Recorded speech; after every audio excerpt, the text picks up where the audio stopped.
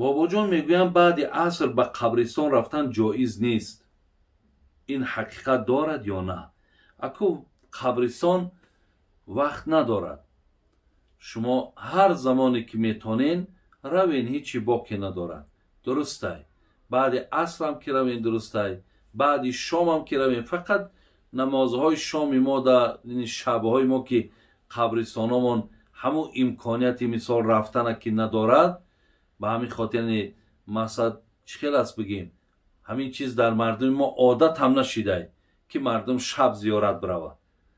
барои ҳамин то аср агар майлаш фарқ надорад, баъди асрам ки бирен иҷозат аст, ҳичи боки нарафтин, дар ҳаққшон дуо мекунем. хуб, саволи дигар гуфтам, баъзе ҳоҷатхонаҳо рӯй ё пушташон тарафи қибла аст. дар ин ҳол мо чӣ кор кунем? аввалан бародарони азиз ва гиромӣ, қоидаи ҳоҷатхона ҳамин аст ки вақте шумо медароен бо пои чап дароен. вақте даромаден биген аллоҳумма инни аъузу бика минал хубси вал хабоис.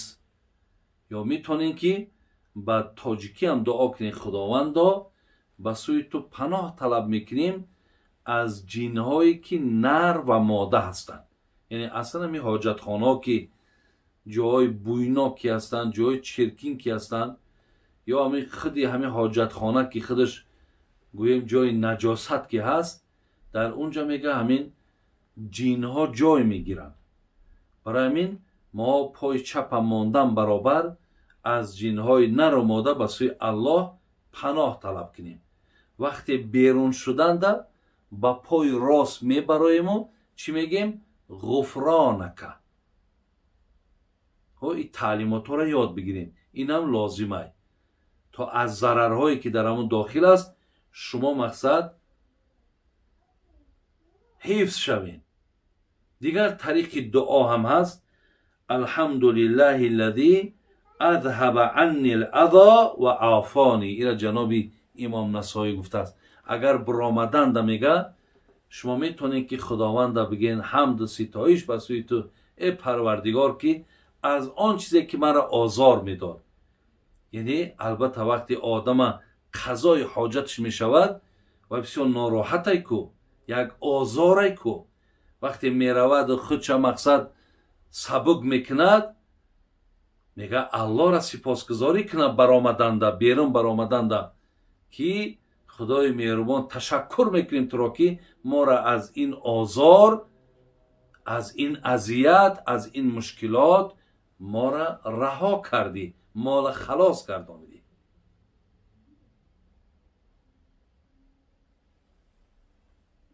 ва ин тариқҳои бигем аку ана тариқаи даромаданаш дуо ва баромаданаш буд. вақте нишастани дар ҳамунҷа вақте мебинем ки ҳоҷатхонаое ҳаст ки дигар рӯй ба қибла сохтагианд, ё вақте мешинен пуштон суни қибла меояд, ё рӯйтон суни тарафи қибла меяд. вақте имкон надошта бошад инҷа ки дигар заруратай. лекин вақте агар имкон дошта бошад ҳамеша ҳаракат кунед ки пуштон ва ё рӯйтон тарафи қибла набошад. мегад пуш сӯи қибла нею рӯй сӯи қибла не, дасти чапат сӯи қибла ва салом.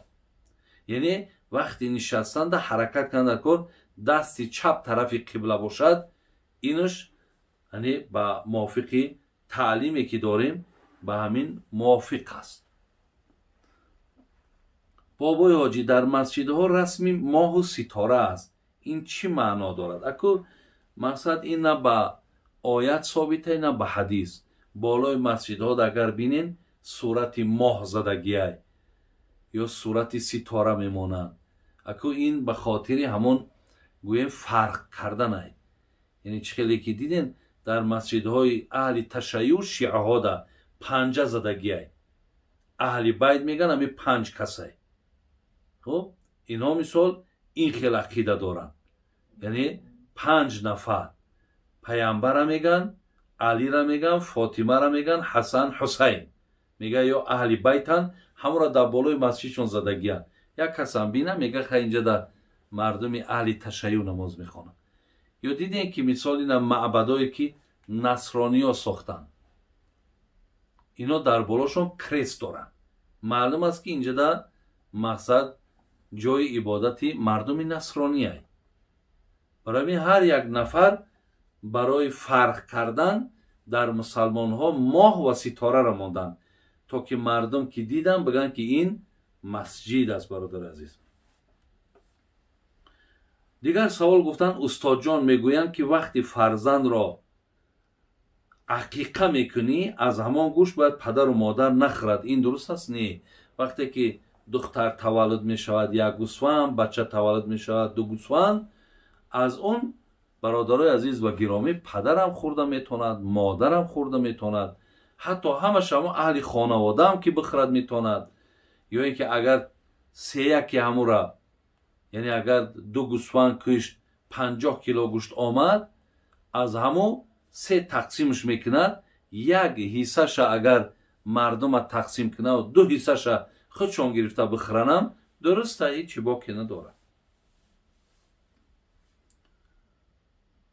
بابا جان درباره چیل سری سال پنجشنبگی معلومات میدادید، چون که ما بعد مرگ پدرم نکردیم. خیش و همسایه ها ما رو طعنه زدن که شما قدر پدرتون ندانستین. یعنی این برادر ما، برادر عزیز و گرامی،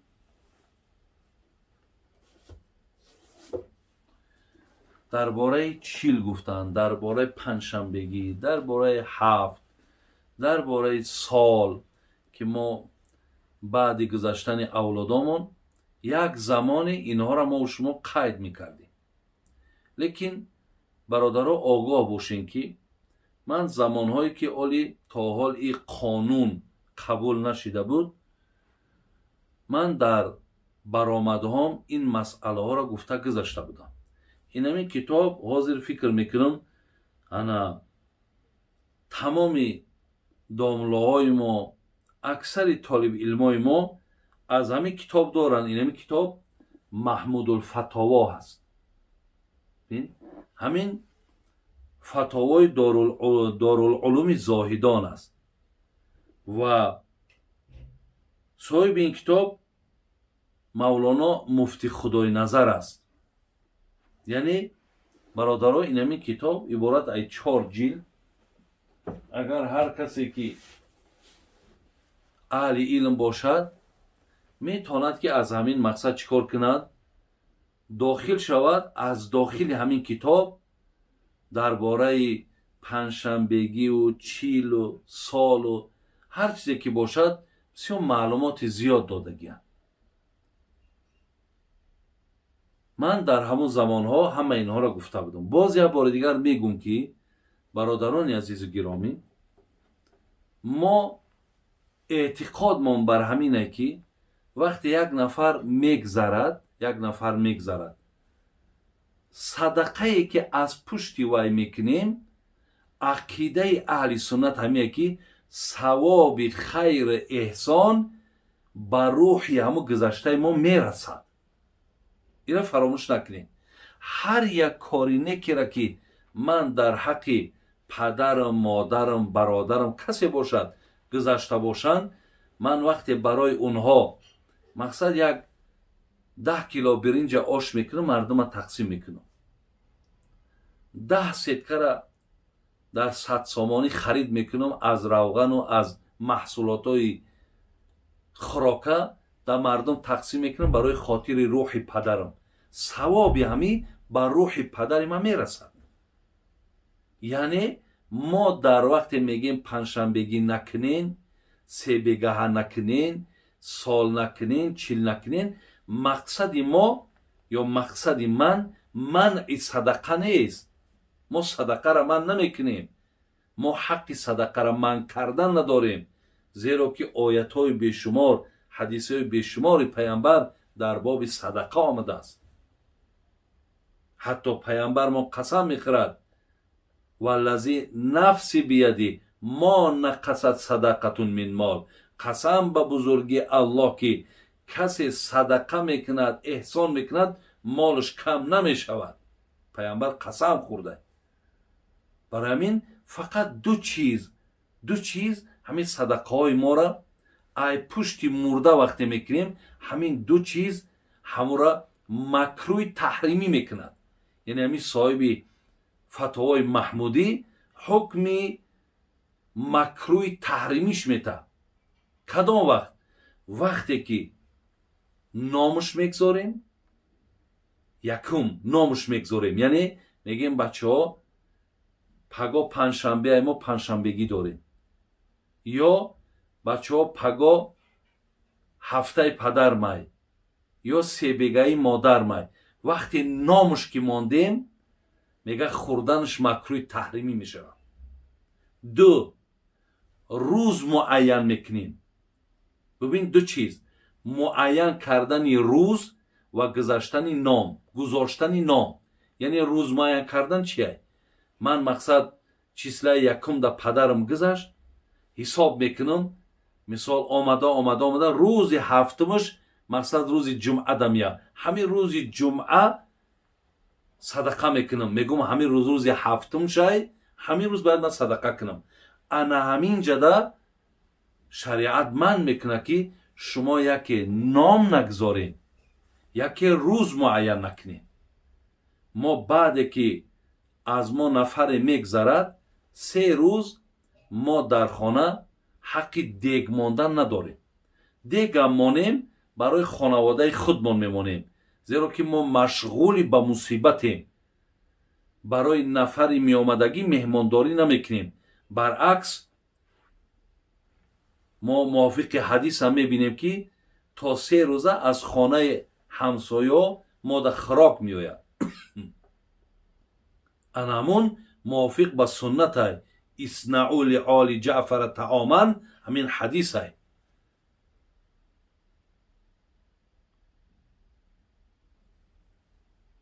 انا بعد 3 روز برادر عزیز، بعد 3 روز ما مثال میتونیم روزی 4م، روزی 10م شای، روزی 20م شای، روزی 30م شای، روزی چنده که باشد، اما دیگر روز ما برادر عزیز نه روز معین میکنیم نه نام میگذاریم. هر ساعتی که برای من موافق آمد من یک پیاله چای با مقدار همون چیزی که هست مثال میتونم که بعد تشکیل کنم و ثواب همو را نیت کنم بر روح پدرم. انمیش درسته، اینش هیچی باقی نداره. قاعده شرعیش برادر عزیز انمینه. دو چیز نکنین، یکی نام نگذارین، یکی روز معین نکنین. فهمیدین نه؟ یکی نام گذاشتن که پنجشنبگی دارم، 40 دارم، 7 دارم، نه، فقط همو گفتی تاجیکای خودمان یک دهن نان خدایی. روز معین نمیکنم، حساب نمیکنم.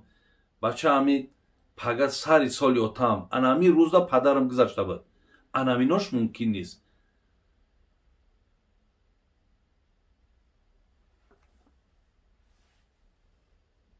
غیر این برادر عزیز، شما هر زمانی که خیر کنین، احسان کنین، یک کسا مبلغ بتین، یک راه را ساز کنین، بینین هر یک آبادی میکنین، ثوابی هم را در روح پدر دو بخش درسته باقی نداره.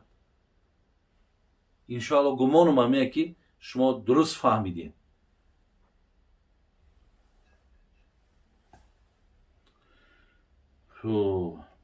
لیکن این برادر ملامت کردن که شما پدر قدردانی نکردین. نه، این قدردانی پدر نیست، ولی این برادر را من میگم که از پشت پدرتون احسان خیر کنین. فقط همون دو چیزی را که من گفتم اونها را مقصد در خیرها و احساناتون راه نتین، ولی خیرها و احساناتون در حق پدر و مادراتون بکنین، هیچی باقی نداره. خب استاد جان، آیا پدر را داده گویی گناهگار میشوی؟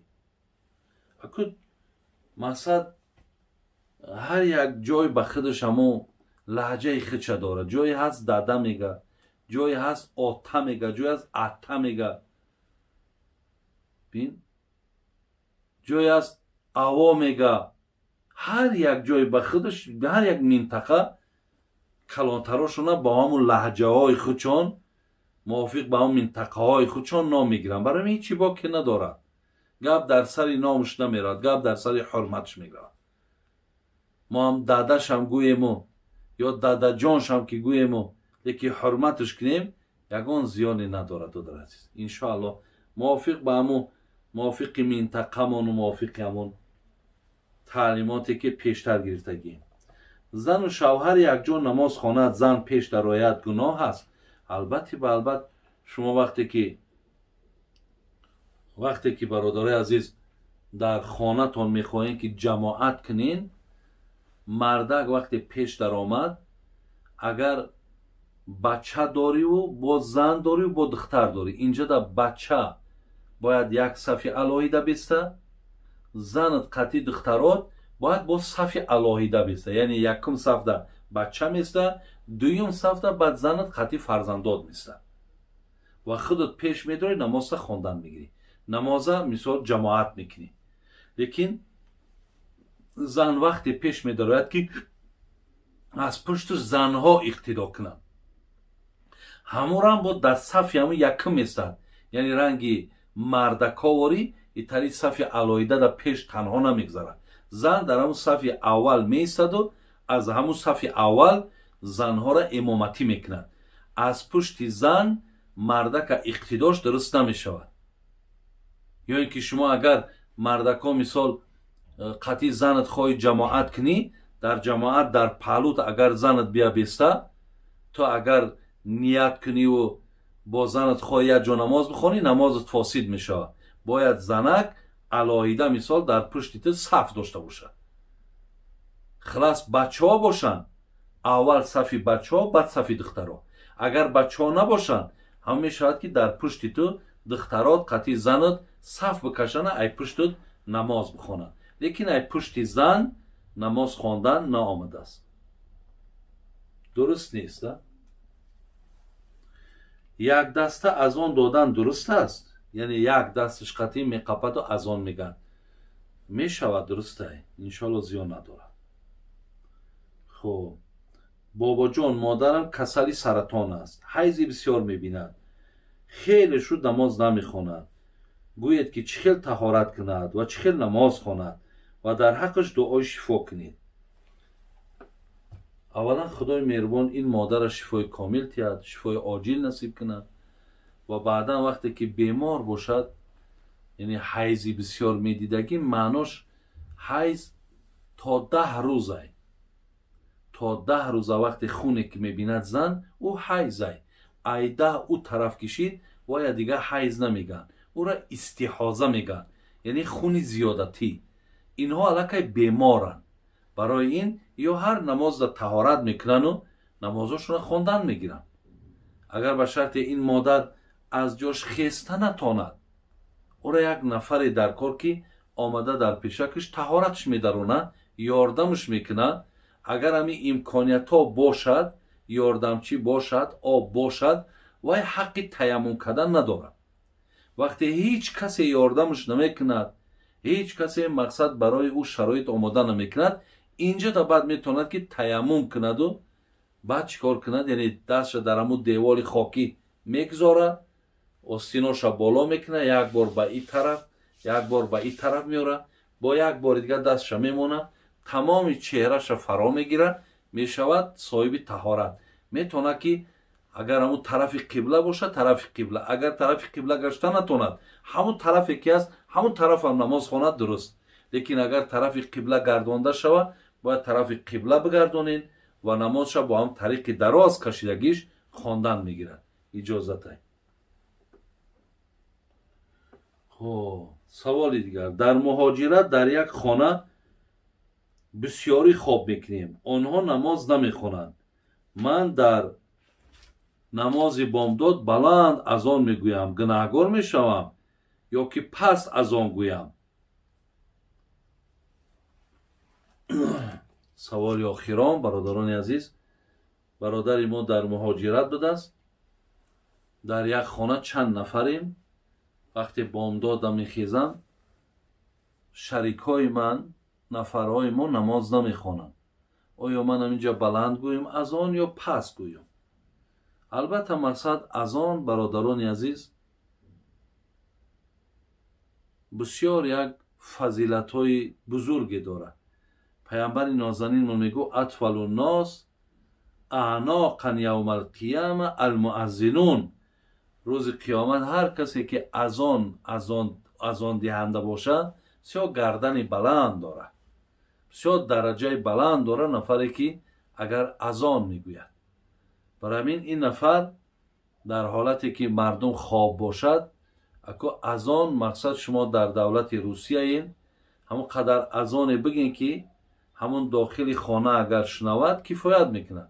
شر نیست که مثال شما با تمام آوازتون حتی همسایه ها را هم پیش نظر بیارین که بسیاری اون مردمی هستند که مقصد اونها مسلمان نیستند. برای اونها اذان تو یگان لذت کیفیت ندارد. برای همین اذان بگو که همو پیشی خودت یا گوشی خودت بشنوه کفایت میکنه. اگر چیو امرات هم که شنیدن یعنی گناهگار نمیشه. با شنیدن اذان تو انشاءالله اونها هم مقصد ثواب میگیرن و اونها را هم کوشش کن که در برابر اذان دادن تو بلند شوند، اونها هم نمازاشون خوانند. خدا خواهد با کاراشون در کشایش میشه و برار میشه و برکت میشه. الله مهربان عاقبتمون به خیر کند، ایمانمون با سلامت نگه دارد و الله مهربان در این طی چند دقیقه که من سوالهای شما در جواب گفتم و این دقیقه ها را که شما گوش میکنین، خداوند پاداش و اجرش در نامه اعمال ما نویسنده بگرداند. ربنا تقبل منا انك انت السميع العليم وتب علينا انك انت التواب الرحيم يا ارحم الراحمين. السلام عليكم ورحمة الله.